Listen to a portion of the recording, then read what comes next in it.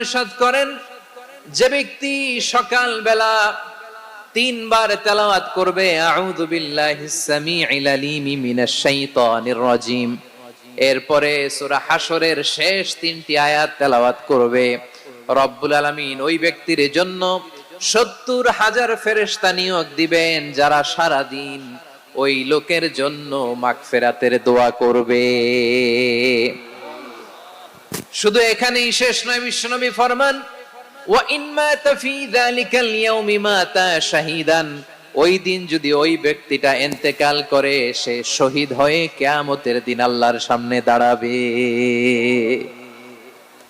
সকালবেলা যদি পড়েন 3 বার আউযু বিল্লাহিস সামিউল আলিম মিনাশ শাইতানির রাজিম 3 বার পড়ে সূরা হাশরের শেষ 3 আয়াত যদি তেলাওয়াত করেন, তাহলে আপনার জন্য আল্লাহ তাআলা 70,000 ফেরেশতা নিয়োগ করবে। সারা দিন তারা আপনার জন্য মাগফিরাত